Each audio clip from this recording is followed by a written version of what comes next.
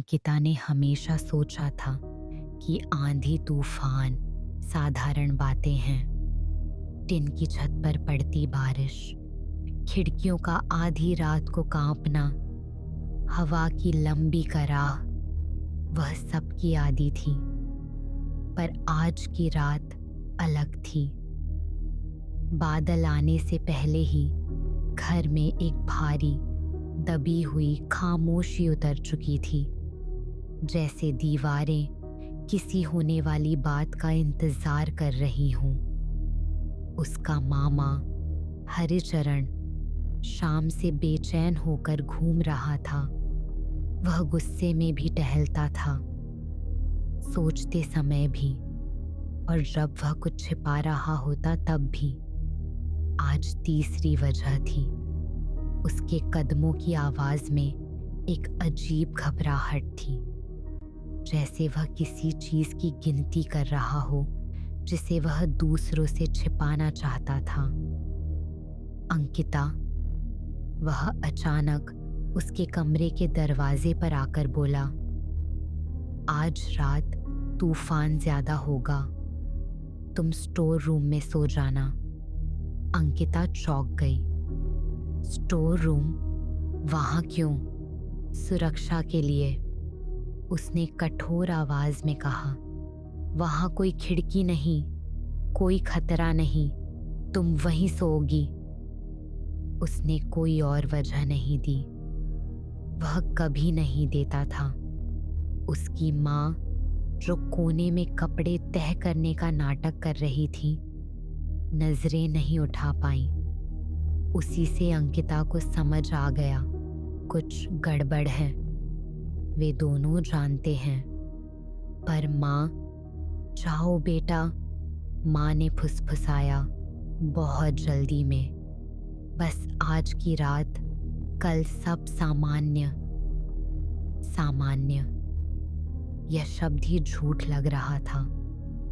माँ की आवाज का हल्का सा कांपना बाहर के तूफान से ज्यादा डरावना था। अंकिता ने अपना छोटा बैग उठाया। उसका मामा उसके पीछे पीछे चलता हुआ स्टोर रूम तक आया। एक छोटा तंग कमरा, पुराने संदूकों और बिस्तरों से भरा हुआ। नफ्थलीन की गंध हवा में घुली थी। उसने दरवाजा खोला, उसे अंदर जाने को कहा। वह झिझकी पर चली गई। दरवाजा उसके पीछे बंद हुआ। क्लिक, चटखनी लग गई। उसका गला कस गया।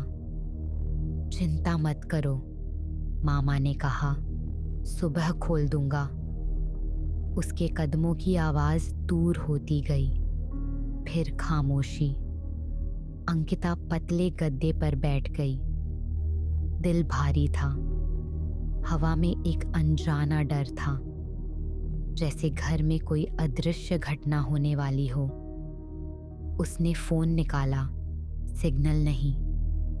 आधी घंटा बीत गया।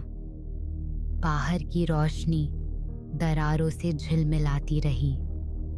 फिर आवाजें, पहले मामा की धीमी दबाई हुई, फिर माँ की कांपती हुई। वो आ जाएगा? हाँ, तुम चिंता मत करो। अगर अंकिता को पता चल गया तो उसे कुछ नहीं पता चलेगा। आज रात वो चुपचाप अंदर बंद रहेगी, बंद रहेगी। ये शब्द उसके सीने पर पत्थर जैसे गिरे। वे उससे क्या छिपा रहे थे? वो कौन था? तूफान गूंज उठा। स्टोर रूम कांप गया। अंकिता की सांसें उखड़ने लगी। फिर उसने कदमों की आवाज सुनी, धीमे, नाकाबिल ए तमीज, नंगे पैर। वे कदम दरवाजे के ठीक बाहर आकर रुक गए। अंकिता का दिल रुक गया। हैंडल हिला। चटखनी खुद ब खुद खुल गई। दरवाजा नहीं खुला, केवल खुला हुआ छूट गया। उसके हाथ कांपे। उसने धीरे से दरवाजा 1 इंच खोला। गलियारा लगभग अंधेरा था और वहां एक आकृति खड़ी थी, ऊंची, चौड़े कंधे, ठंडा साया, चेहरे पर अंधेरा। पर सबसे डरावनी बात, वह हिला भी नहीं, जैसे वह जानता हो अंकिता दरवाजा खोलेगी। कौन? वह फुसफुसाई। उस आदमी ने बस इतना कहा, तुम अंकिता हो। उसके खून की नसें जम गईं। तुम मेरा नाम कैसे जानते हो? आदमी ने धीमी सांस छोड़ी। मैं तुम्हारे पिता को जानता था। उसका दिल धड़कना भूल गया। कुछ बोलने से पहले गलियारे में चीख उभरी, मामा की। कौन है वहां? आदमी तुरंत पीछे हट गया। एक पल उसे देखा। डरना मत, सच तुम्हारे पास ही है।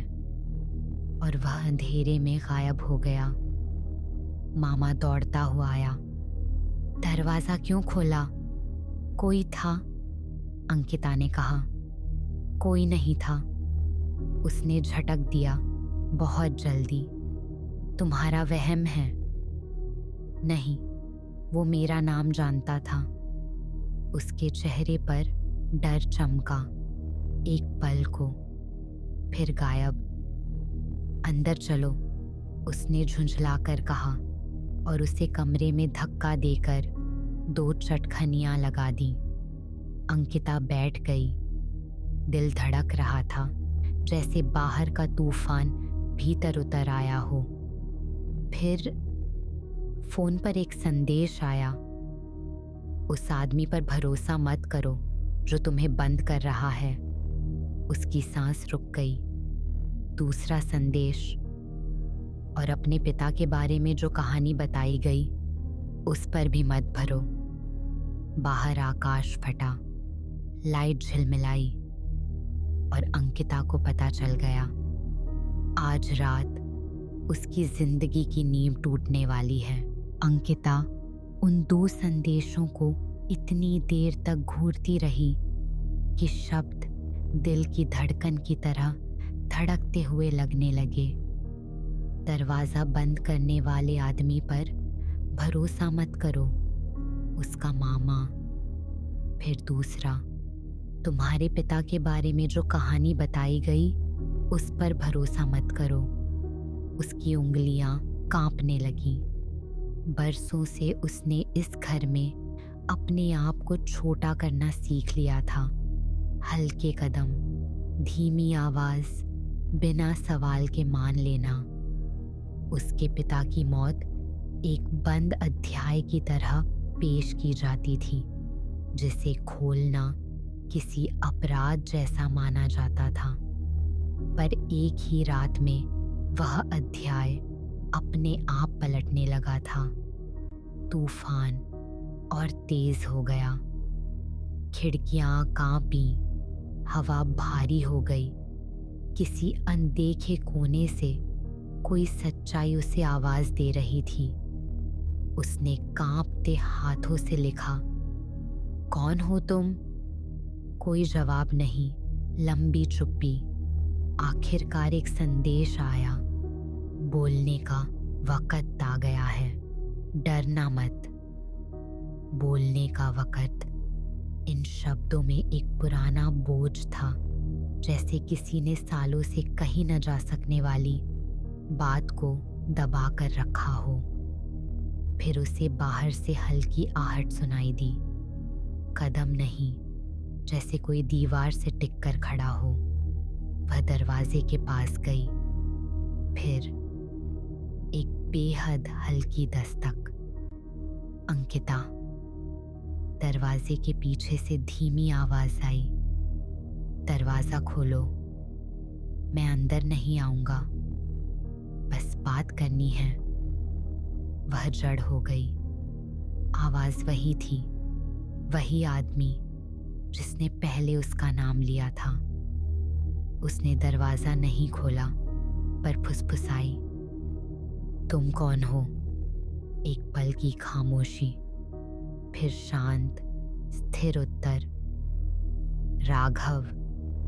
यह नाम उसने कभी नहीं सुना था, पर उसकी आवाज में एक अजीब अपनापन था। खतरनाक नहीं, भारी। तुम मेरे पापा को कैसे जानते थे? उसने पूछा। चुप्पी, फिर शब्द जो जैसे किसी पुराने जख्म को छूते हुए निकले। मैं उनका दोस्त था, बहुत करीबी। पर तुम्हारी माँ और तुम्हारे मामा नहीं चाहते थे कि तुम्हें पता चले। अंकिता की सांस अटक गई। उसकी माँ? माँ? क्यों? उसकी आवाज टूट गई। राघव ने धीरे से कहा, क्योंकि उन्हें डर था कि अगर तुम्हें सच पता चला तो तुम वही रास्ता चुनोगी जिसे तुम्हारे पिता ने चुनने की कोशिश की थी और जिसकी वजह से उन्हें हटाया गया। अंकिता का दिल बैठ गया। हटाया गया? वह फुसफुसाई। मतलब वो कोई दुर्घटना नहीं थी, राघव ने कहा। तुम्हारे पिता को किसी ने मार दिया था। उसके गले में शब्द अटक गए। माँ ऐसे झूठ नहीं बोल सकती, पर क्या उन्होंने सच छुपाया था? मामा, उसने मुश्किल से कहा। राघव की आवाज और निचली हो गई। तुम्हारे मामा सब कुछ पकड़कर बैठे हैं। तुम्हारे पिता की फाइलें, उनकी संपत्ति, उनका नाम और उनका वसीयतनामा। वह वसीयत कभी सामने नहीं आने दी गई। अंकिता के गाल पर आंसू बह गए। इतना बड़ा सच उससे छुपाया गया। तुम ये सब मुझे क्यों बता रहे हो? उसने कांपते स्वर में पूछा। क्योंकि तुम अब बड़ी हो, राघव बोला, और तुमसे वादा था, तुम्हारे पिता का वादा, कि अगर कभी मुझे मौका मिले तो मैं तुम्हें सब सच बताऊं। इससे पहले कि वह कुछ पूछ पाती, गलियारे में तेज कदमों की आवाज गूंजी। मामा? राघव की आवाज तुरंत फुसफुसाहट में बदल गई। शांत रहो। वह परछाइयों में गायब हो गया। मामा दरवाजे पर आ धमका, हैंडल जोर से पकड़कर झटका। तुम मोबाइल चला रही थी? उसने शक से पूछा। नहीं, अंकिता ने जल्दी से कहा, आंसू पोंछते हुए। सो जाओ, मामा गुर्राया। रात लंबी है और अब तुम्हारे लिए और भी मुश्किल होने वाली है। उसकी आवाज में कुछ ऐसा था जैसे वह कोई फैसला कर चुका हो। उसके जाते ही अंकिता का फोन फिर कांपा। मैं वापस आऊंगा 3:15 पर।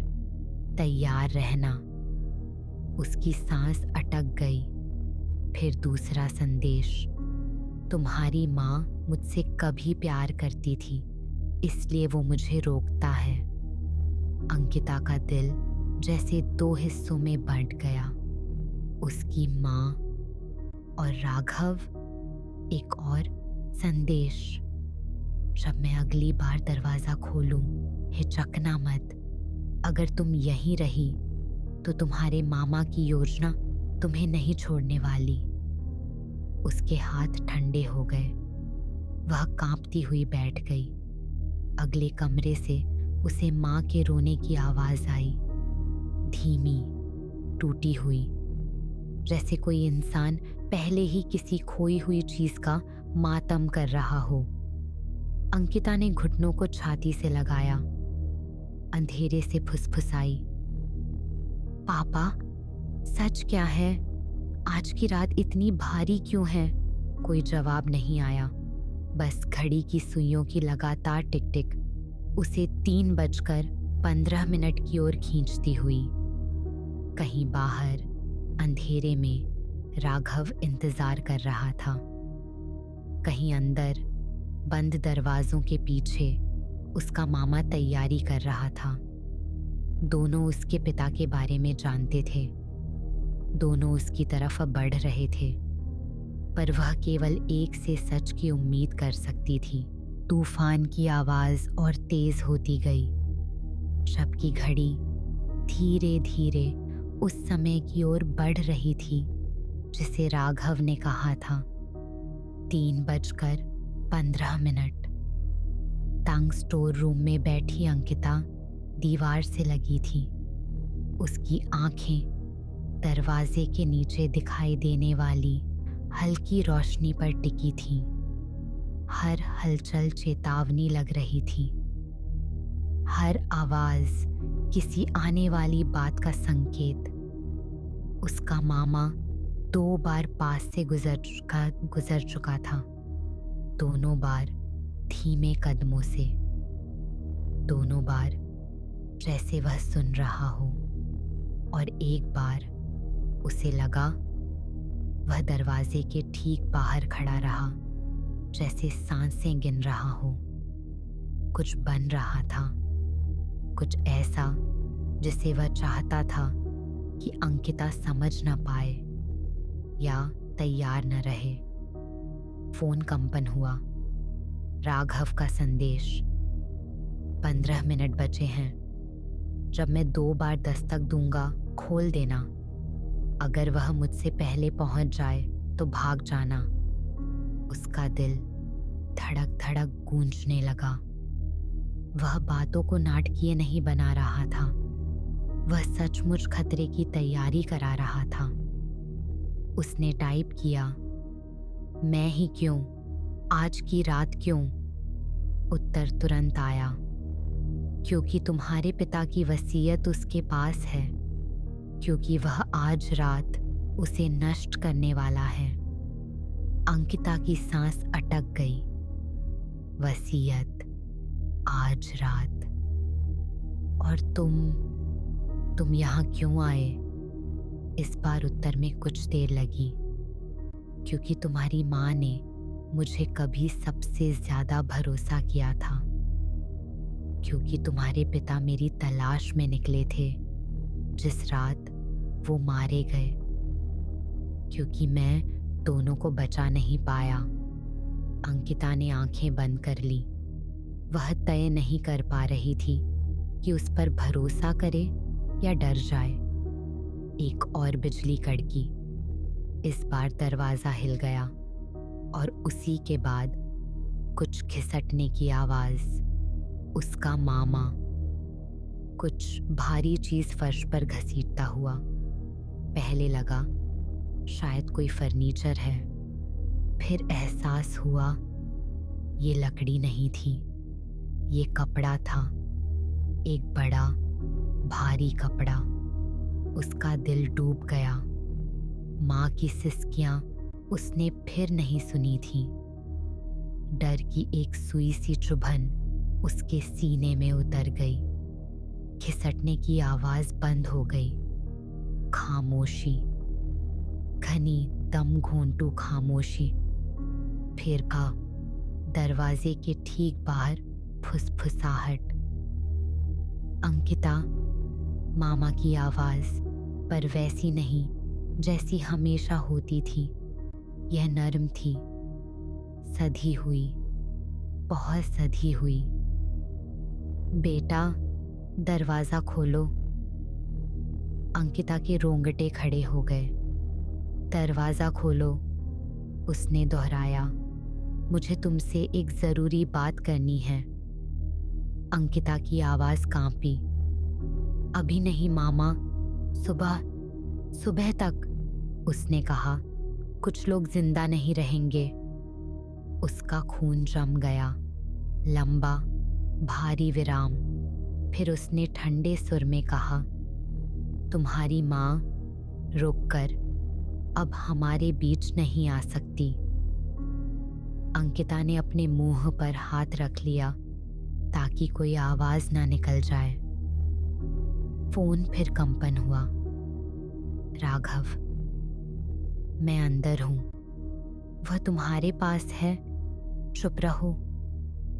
एक और संदेश, तुम्हारी माँ जिंदा है, मुझे मिली है, बेहोश थी पर सांस चल रही है। अंकिता की आंखों से राहत के आंसू बह निकले। दूसरी ओर मामा ने दरवाजे पर धीमी खुरदरी दस्तक दी, जैसे वह उसकी डर की गहराई नाप रहा हो। फिर 2 तेज दस्तक। अंकिता का दिल रुक गया। क्या यह वही संकेत था, या उसने आवाज सुनी और नकल कर रहा था? उसने हिम्मत करके सांस रोकी। फिर उसी पैटर्न की 2 दस्तक, पर गलियारे के और भीतर से। मामा एकदम सख्त हो गया। उसने यह सुना, पहली दस्तक उसकी नकल, दूसरी राघव। अगले ही पल पीछे से किसी चीज के टूटने की आवाज आई। कांच बिखरा, कुर्सी उलटी। 2 आवाजें, एक भारी गुस्से भरी मामा की, एक शांत सटीक राघव की। फिर एक गहरा भारी धड़ाम। फोन चमका। अब अंकिता ने एक झटके में चटखनी खोली। गलियारा मंद रोशनी में डूबा था। मामा जमीन पर गिरा था, आधा होश में, माथे से खून बहता हुआ। राघव उसके पीछे खड़ा था, भारी सांसें लेते हुए। चलो, उसने कहा, अभी। अंकिता माँ के कमरे की ओर भागी। मम्मी, उन्हें बाहर ले गया हूँ, राघव बोला। सुरक्षित हैं अभी के लिए। उसके पास आकर वह रुका। पहली बार अंकिता ने उसे साफ देखा। भीगा हुआ, फटा हुआ कॉलर, आंखों में थकान, अपराध बोध और दृढ़ता का मिश्रण। तुमने माँ को ये सब अकेले सहने क्यों दिया? उसने कांपती आवाज में पूछा। राघव की जौ भिंची। मैं समय पर लौटा नहीं। मामा पीछे से हिला, भारी कराह के साथ। राघव ने अंकिता का हाथ थामा। चलो, सवाल बाद में। वे भागे, पर आधे रास्ते में अंकिता रुक गई। वसीयत। उसकी आवाज बर्फ जैसी ठंडी थी। मुझे चाहिए, अभी, आज रात ही। राघव ने उसकी आंखों में देखा और समझ गया। वह बच्ची नहीं थी, सच के लिए तैयार थी। ठीक है, उसने कहा, पर जल्दी। उन्होंने स्टडी खंगाली। कुछ नहीं मिला। राघव की आंखें तेज हुईं। वह सब कुछ अपने कमरे में छुपाता था। वे कमरे में घुसे। राघव सीधा अलमारी पर गया, पीछे की लकड़ी थपथपाई। अंदर खोखली थी, गुप्त खांचा। अंकिता ने फुसफुसाया। उसने बोर्ड हटाया और एक पुराना सील बंद लिफाफा बाहर आया। किनारों से पीला, धूल लगा हुआ, नाम लिखा, उसके पिता का, उसकी माँ का, उसका अपना। इतने में मामा की भारी, गुस्से से भरी दौड़ती हुई आवाज पास आई। राघव ने लिफाफा पकड़ा और दूसरी हाथ से अंकिता का। भागो। वे पिछवाड़े पहुंचे। बारिश ने दोनों को भिगो दिया। आम के पेड़ के नीचे खोटी सी ओट में उसकी माँ लेटी थी, बेहोश पर जिंदा। अंकिता उसके पास घुटनों के बल बैठ गई। मम्मी, माँ ने आंखें खोली, कमजोर सी मुस्कान। हाथ बढ़ाकर उसके गाल को छुआ। बेटा, सच, आज रात नहीं रुकेगा। अंकिता का गला भर आया। वह रोना चाहती थी, पर रुक गई। राघव उनके पास बैठा। लिफाफा उसकी मुट्ठी में था। अब आगे क्या? अंकिता ने पूछा। उसने उसकी ओर देखा, गहरी थकान और पुराने प्यार से भरी नजर। आगे सच सामने आएगा, उसने कहा। तुम्हारे पिता का भी, तुम्हारी माँ का भी, मेरा भी और तुम्हारे मामा का भी। उसने लिफाफा उसके हाथ में रखा। ये तुम्हारा था, हमेशा से। अंकिता की उंगलियां कांपी। लिफाफा भारी लगा, कागज से भी ज्यादा भारी, सालों की चुप्पियों से भारी। माँ ने धीमे से कहा, अंकिता, राघव, वह पहले मेरा सब कुछ था, तुम्हारे पापा से पहले। अंकिता की सांस रुक गई। राघव ने नजरें झुका ली, दर्द से भरी हुई, और माँ फुसफुसाई, वह हम दोनों के लिए लौटा है, बस देर से। आसमान गरजा। पीछे से मामा ने चीख लगाई, अंकिता!